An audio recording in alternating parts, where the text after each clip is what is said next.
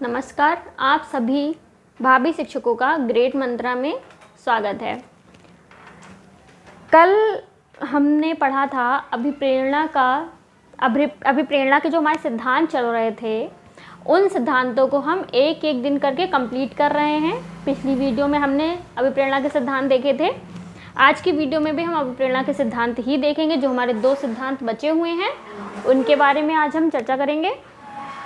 तो देखिए, आज का हमारा जो पहला सिद्धांत है, पहली थ्योरी है प्रत्याशा सिद्धांत। ठीक है, प्रत्याशा सिद्धांत इम्पॉर्टेंट है।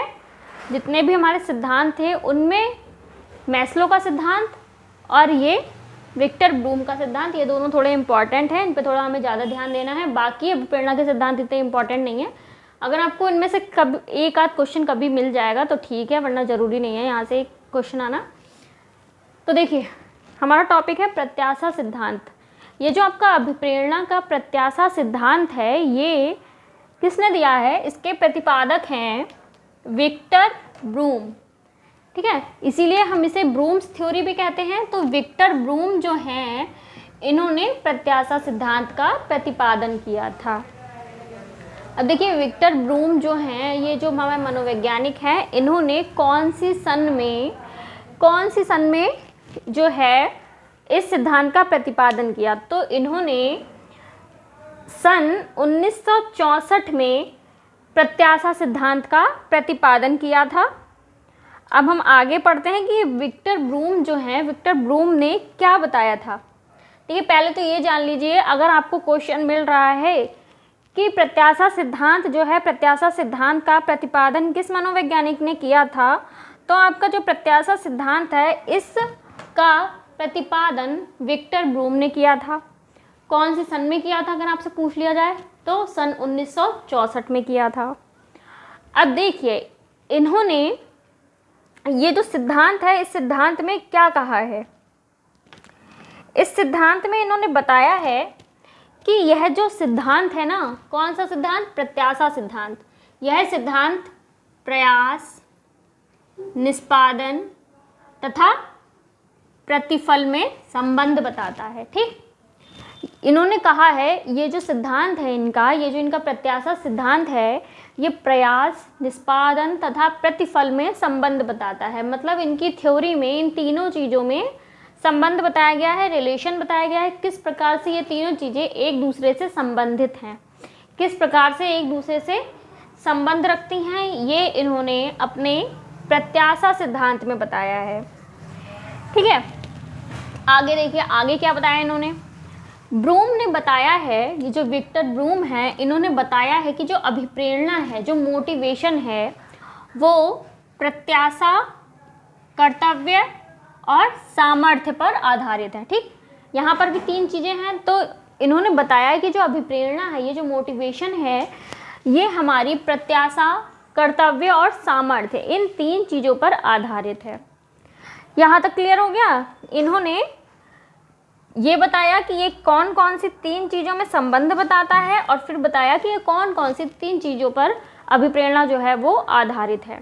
अब इसके बाद इन्होंने 3 श्रेणियों में संबंध बताया ना, कि प्रयास में, निष्पादन में और प्रतिफल में। अब आगे देखिए, पहली हेडिंग है आपकी, पहली श्रेणी है प्रयास निष्पादन संबंध। जैसे कि आपको दिख रहा होगा ना कि यहाँ पर इन्होंने लिखा है यह सिद्धांत प्रयास, निष्पादन तथा प्रतिफल में संबंध बताता है। तो यहाँ पर प्रयास और निष्पादन का संबंध बताया जा रहा है। ठीक, तो प्रयास निष्पादन संबंध, तो इसमें क्या है? जो प्रयास है, इसमें यह मान्यता होती है, जो व्यक्ति है वो यह मानता है कि उसके जो प्रयास हैं, उसके प्रयास उसे निष्पादन की ओर और परिणाम की ओर ले जाएगा। ठीक, जो व्यक्ति है, जो मनुष्य है, इसमें उसकी यह मान्यता होती है, वो यह मानता है कि जो उसके प्रयास हैं, जो वो कोशिशें कर रहा है, वो उसे निष्पादन और परिणाम की ओर ले जाएंगे। ठीक है, अब इसके बाद ये जो चीज़ है, ये जो उनकी मान्यता है, यह हमें प्रत्याशा के बारे में बताती है। ठीक, यह हमें प्रत्याशा के बारे में बताती है। तो देखिए, एक बार फिर सुन लीजिए कि जो व्यक्ति है उसकी मान्यता क्या है कि जो उसके जो प्रयास हैं, उसकी जो कोशिशें हैं, वो उसे निष्पादन और परिणाम की ओर ले जाएंगी। उसकी मान्यता है, अभी उसे कंफर्म नहीं है, लेकिन उसका मानना है कि वो प्रयास अगर कर रहा है तो वो परिणाम उसे मिलेगा। तो यही चीज़ जो है यह हमें प्रत्याशा के बारे में बताती है। ठीक है, अब प्रत्याशा क्या होती है? प्रत्याशा यही होती है कि जो प्रयास है वो निष्पादन और परिणाम की ओर ले जाए, यही उसकी प्रत्याशा होती है। अब यह आत्म प्रभावित होती है, मतलब खुद पर सेल्फ इन्फ्लुएंसी होती है। ठीक, सेल्फ इन्फ्लुएंसी होती है। अब देखिए प्रत्याशा जो है, प्रत्याशा क्या होती है वो क्लियर हो गया यहाँ से। जो हमारा पहला पॉइंट है कि अभिप्रेरणा जो है वो प्रत्याशा और कर्तव्य सामर्थ्य पर आधारित है, तो पहले आपके संबंध में क्लियर हो रहा है कि प्रत्याशा पर आधारित है। पहला पॉइंट आपका क्लियर हो गया। अब दूसरा क्या है? दूसरा आपका है निष्पादन और प्रतिफल संबंध। ठीक, निष्पादन प्रतिफल संबंध। पहला था प्रयास निष्पादन संबंध, अब दूसरा है निष्पादन प्रतिफल संबंध। मतलब पहले प्रयास और निष्पादन में संबंध बताया जा रहा था, अब निष्पादन और प्रतिफल में संबंध बताया जा रहा है।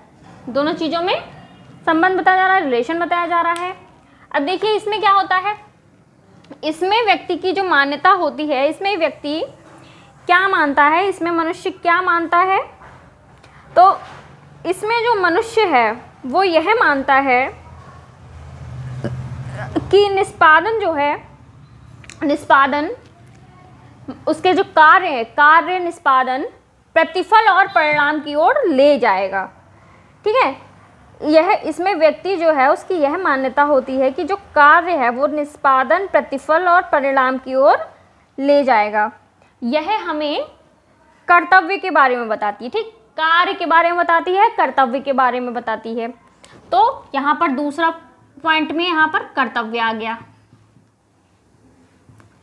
तो ये जो दूसरा संबंध है क्या बताता है कि जो कार्य है, जो हमारा कार्य निष्पादन प्रतिफल और परिणाम की ओर ले जाएगा। ठीक, प्रतिफल की ओर ले जाएगा और परिणाम की ओर ले जाएगा।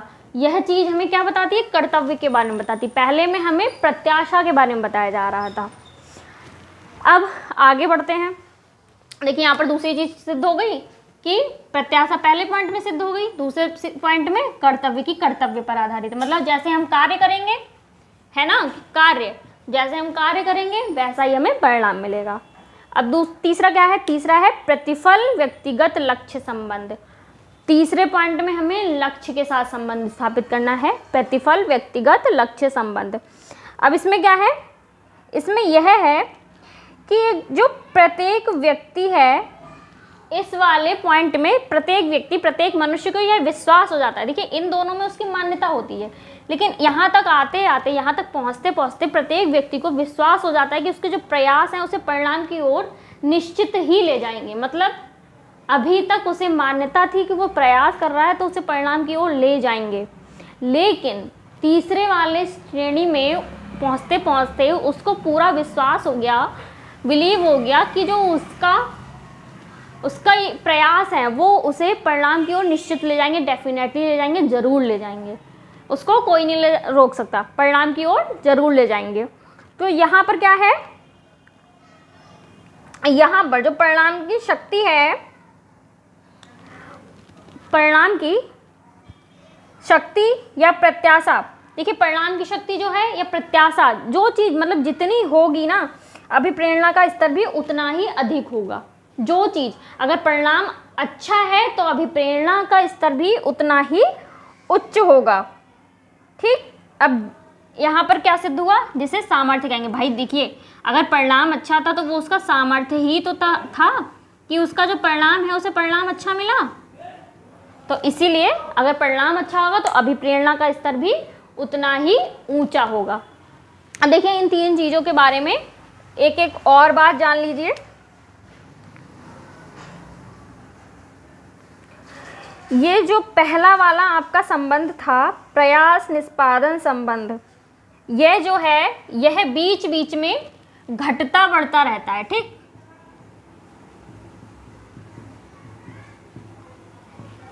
बीच बीच में यह जो है वो घटता बढ़ता रहता है। और दूसरे में क्या है? दूसरा जो है ये कभी -1 कभी +1 इस तरह से घटता बढ़ता रहता है। ठीक, ये घटता बढ़ता तो रहता है पहला वाला, लेकिन किस प्रकार से घटता बढ़ता है, कितना घट जाए कितना बढ़ जाए उसका पता नहीं। लेकिन ये जो निष्पादन प्रतिफल संबंध है ये -1 या +1 के रूप में घटता बढ़ता रहता है। ठीक, अब ये तो आपके तीनों संबंध क्लियर हो गए, तीनों चीज़ें क्लियर हो गई ना, कि अब पता चल गया ना कि अभिप्रेरणा जो है वो 3 चीज़ों पर आधारित है, प्रत्याशा, कर्तव्य और सामर्थ्य। देखिए एक एग्जाम्पल ले लीजिए, एक एग्जाम्पल के तौर पे मैं आपको बता रही हूँ। जैसे कोई ऑफिस है, ऑफिस में बहुत सारी फैकल्टी काम कर रही है, वहाँ पर आप एक ऑफ़र निकालिए कि जो जितना अच्छी परफॉर्मेंस देगा उसको उतना अच्छा जो है प्राइज़ मिलेगा, जो जितने अच्छे से काम करेगा उसको उतने ही अच्छे प्राइजेस दिए जाएंगे। तो क्या होगा इससे, क्या होगा इससे 3 फ़ायदे होंगे। कौन कौन से फ़ायदे होंगे? पहला फ़ायदा तो यह होगा कि लोगों से, मतलब जितनी भी वर्कर्स हैं, जितनी भी फैकल्टी है, उससे नए नए आइडियाज़ मिलेंगे, क्योंकि उन्हें प्राइस चाहिए होगा तो प्राइस के लिए वो नए नए आइडियाज़ लेके आएंगे। ठीक, दूसरा फ़ायदा क्या होगा? दूसरा फ़ायदा उनका भी होगा कि उनको प्राइजेस मिलेंगे, प्राइजेस में कुछ भी कह लीजिए, या सैलरी बढ़ाना या प्रमोशन, कुछ भी कह लीजिए। तीसरा क्या होगा कि जो कंपनी है, कंपनी अच्छे से ग्रोथ करेगी, कंपनी का नाम होगा, क्योंकि जब प्राइस की लालच में जब व्यक्ति अच्छे से काम करेगा, अच्छे अच्छे प्रयास करेगा, तो परिणाम उसे ज़रूर मिलेगा। तो तीनों चीज़ें जो हैं वो विक्टर ब्रूम के सिद्धांत में दिखाई पड़ रही हैं कि प्रयास भी किया जाए, फिर परिणाम भी अच्छा मिले, तो यही जो है अभिप्रेरणा होगी। विक्टर ब्रूम का प्रत्याशा सिद्धांत आप लोगों को समझ में आ गया है? देखिए कुछ भी नहीं है समझने में इसमें, बस कोई प्रॉब्लम है तो आप उससे डायरेक्टली कमेंट बॉक्स में क्वेश्चन कर सकते हैं, डायरेक्टली आप मुझसे पूछ सकते हैं कि मैम मुझे ये प्रॉब्लम है, मुझे ये चीज़ समझ में नहीं आई है। वैसे इसमें कुछ इतनी समझने वाली बात नहीं है, आपको इन सिद्धांतों में बस इतना ध्यान रखना है कि प्रतिपादक का नाम याद रखना है, सन याद रखनी है, प्रतिपादक कहाँ से संबंधित है अगर वो बताया गया है तो वो याद रखना है, और जो इनमें टाइप्स बताए जाते हैं, जैसे किसी में स्तर बताए गए हैं कि इतने स्तर हैं, किसी में श्रेणियाँ बताई गई हैं, तो वो चीज़ याद रखनी है। डिटेल में तो पूछेगा है नहीं ऑप्शन में, तो बस आपको ये चीज़ें याद रखनी होती हैं। अब अगला हमारा सिद्धांत है शरीर क्रिया सिद्धांत। ये हमारा अभिप्रेरणा का लास्ट सिद्धांत है। इसके बाद आज से हमारी जो अभिप्रेरणा का टॉपिक था वो ख़त्म हो चुका है। अभिप्रेरणा के टॉपिक का, अभिप्रेरणा यूनिट का ये हमारा लास्ट टॉपिक है, शरीर क्रिया सिद्धांत लास्ट सिद्धांत है। अभिप्रेरणा में और कुछ नहीं बचा है, तो इस सिद्धांत के बारे में भी जान लेते हैं थोड़ा सा। तो जो शरीर क्रिया सिद्धांत है इसके प्रतिपादक हैं CD मॉर्गन। ठीक है, इसके प्रतिपादक हैं CD मॉर्गन। आपसे पूछा जाए कि जो शरीर क्रिया सिद्धांत है इसके प्रतिपादक कौन है, इसका प्रतिपादन किसने किया है, तो CD मॉर्गन ने इसका प्रतिपादन किया है। अब देखिए CD मॉर्गन है, इन्होंने क्या बताया है, तो CD मॉर्गन जी कहते हैं कि जो मनुष्य है, मनुष्य को प्रेरणा किसी बाहरी तत्वों से नहीं मिलती, बल्कि उसके शरीर के अंदर तंत्रिकाओं में होने वाले परिवर्तनों से मिलती है। ठीक, देखिए अभिप्रेरणा जो है वो 2 प्रकार की बताई थी मैंने, बाह्य अभिप्रेरणा और आंतरिक अभिप्रेरणा। 2 प्रकार की अभिप्रेरणा बताई थी। आंतरिक अभिप्रेरणा जो हमारे अंदर की शक्तियाँ, अंदर की चीज़ें हमें अभिप्रेरित कर रही हैं, हमें मोटिवेट कर रही हैं, तो वो होती है आंतरिक अभिप्रेरणा। ठीक है, और बाह्य अभिप्रेरणा की बाहर की चीज़ें हमें अभिप्रेरित कर रही हैं, तो ये है आपका बाह्य अभिप्रेरणा। तो ये इस प्रकार से 2 प्रकार की अभिप्रेरणा हो गई जिनका अध्ययन हमने किया था। तो इसी प्रकार से जो हमने बाह्य वाला सिद्धांत पढ़ा था, सिर्फ एक सिद्धांत था किसका था, मैस्लो का। उसमें क्या हो रहा था कि जो वातावरण है वो बाहरी हुआ, वो हमें प्रभावित कर रहा था, हम पे प्रभाव डाल रहा था, हमें अभिप्रेरित कर रहा था, तो वो थी बाह्य अभिप्रेरणा। तो देखिए ये जो शरीर क्रिया सिद्धांत है इसमें CD मॉर्गन ने कहा है, इस सिद्धांत में बताया है इन्होंने कि जो मनुष्य है, जो व्यक्ति है, उसको अभिप्रेरणा कह लीजिए या प्रेरणा कह लीजिए, तो मनुष्य को जो प्रेरणा है या अभिप्रेरणा है वो किसी बाहरी तत्वों से नहीं मिलती। इनके कहने का मतलब है कि बाहर जो जितनी भी चीज़ें हैं उनसे प्रेरणा नहीं मिलती, उनसे हम मोटिवेट नहीं होते। हम मोटिवेट होते हैं अपने ही शरीर के अंदर तंत्रिकाओं में होने वाले परिवर्तन से। मतलब हमारे शरीर के अंदर, हमारी बॉडी के अंदर, हमारी तंत्रिकाओं में जितने भी परिवर्तन हो रहे हैं उनसे हम अभिप्रेरित होते हैं, किसी बाहरी कारक से हम अभिप्रेरित नहीं होते हैं। तो इन्होंने अपनी शरीर क्रिया सिद्धांत, इसीलिए इसका नाम शरीर क्रिया सिद्धांत रखा गया कि हम अपने शरीर के अंदर होने वाले परिवर्तनों से अभिप्रेरित होते हैं। अभिप्रेरणा वही कहलाती है इनकी नज़रों में, ठीक। तो जो हमारे अलग अलग मनोवैज्ञानिक थे, उन अपने अलग अलग मनोवैज्ञानिकों का अलग अलग मत था कि हमें कौन सी चीज़ किस प्रकार से अभिप्रेरित करती है।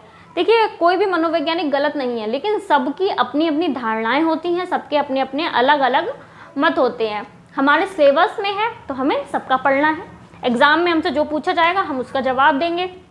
इसीलिए हमें सारी चीज़ों को मानकर चलना है कि इन्होंने बताया ये भी सही है, इन्होंने बताया है ये भी सही है।